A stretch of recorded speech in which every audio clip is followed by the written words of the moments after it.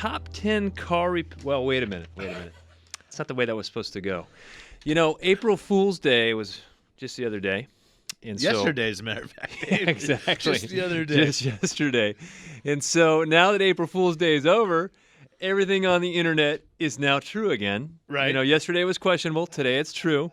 So, you know, I found some good information. And one of the things I found was the top 10 car repairs you're most likely to get ripped off on. And this is the first one that came up when I just Googled it. Because what we were wanting to, I don't know what we were wanting to do. We're just coming up with stuff to talk about and what can we help you with. And we start searching this stuff and it's like, you know, I don't know who's writing these articles and where this advice really comes from, to be honest with you, because I don't know. My favorite, and I think this is because I'm Italian, is this one about the fuel injection cleaning. We talked about that last week, right? It says, what did it say? It says put a tank of high octane fuel in it instead of the fuel injection service they're trying to sell you at the auto shop, and give it the old Italian tune-up. And I kind of take offense.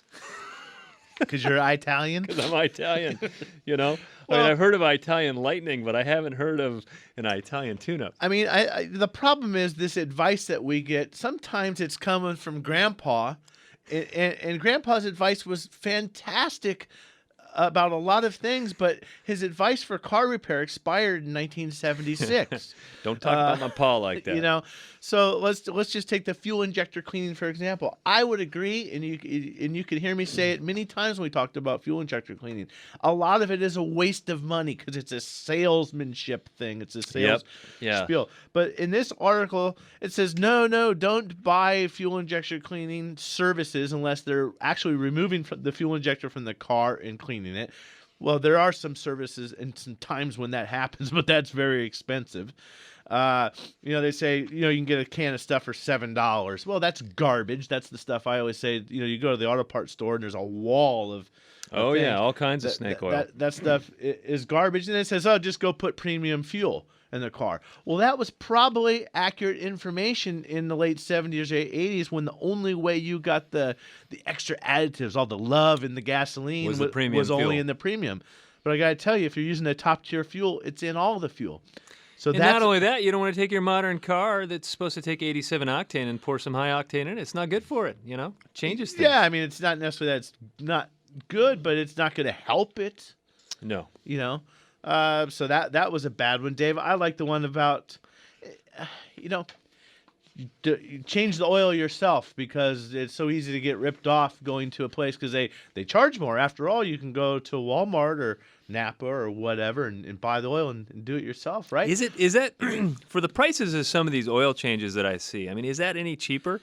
I mean, because you got to buy 6 quarts of oil, whatever it is. You got to buy a filter. You got to get some jack stands or some ramps or whatever it is you're going to do to get under the vehicle. Hopefully you don't hurt yourself. All those things. And, you know, the thing is you got this waste container of oil. You know what? I've seen those spilled over in the back of people's trucks. It's not pretty. Yeah. So whatever you save is easily lost when it spills in the bed of the truck. And what can go wrong, too, with an oil change? I mean, the risk reward there, let's just say an oil change is $50. Mm-hmm. So now the cost differential, forget about the time, you're going to spend $25 at least just buying the product that you need. Now you got another $25 to work with, and that assumes you have all the tools and equipment and the skills to do it right, and you don't screw something up or spill that oil everywhere and make a horrific mess. Is it worth $25? Well, I think you could save money. I know if I laid tile at my house, I could save money over the tile guy, but I'm pretty sure the tile guy would be better at it than me. Yeah, you can never beat a guy at his trade. Your tile job would suck, Dave. It would not be It very would work. Good. It would always bother me, and then my rollerblades wouldn't roll across the tile like they're supposed to. Right. So yes, it said something in here about a simple tire change. And this article, there is some good points in here. I mean, because there is some snake oil that you can buy at the auto shop. You get these high pressure salespeople that are overzealous and they'll sell you things whether you need them or not.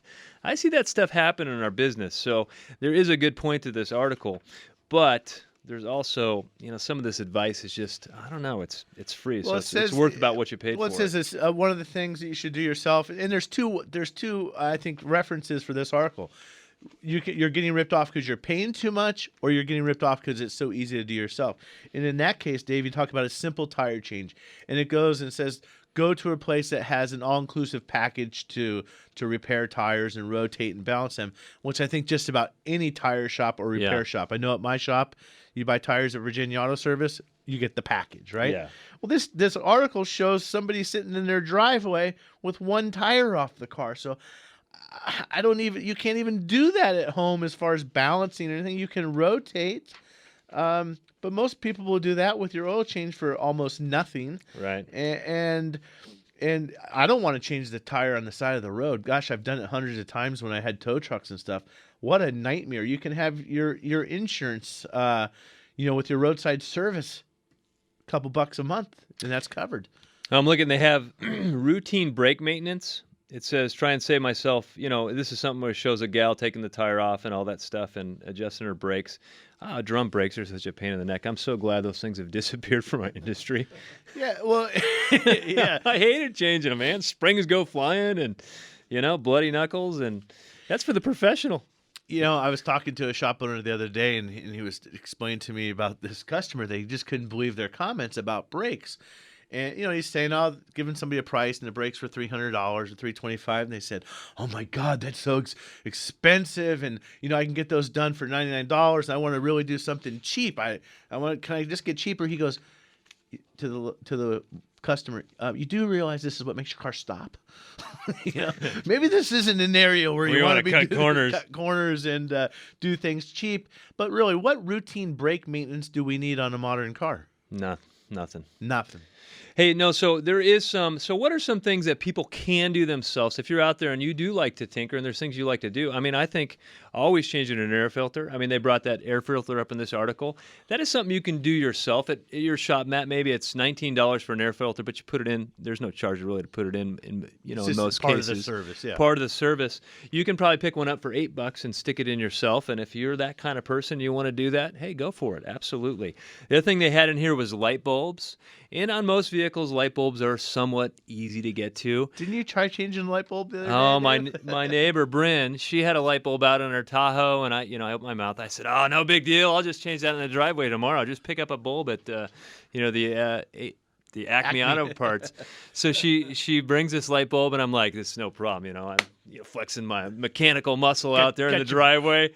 And I'm got your beer out. You're all ready to go. I see a couple of 5/16 heads bolts, and I'm like, piece of cake, take those out. And I'm like, next thing I know, I'm like, man, how does this thing come out? So I'm on the computer, all data, looking out, how does this headlight come out?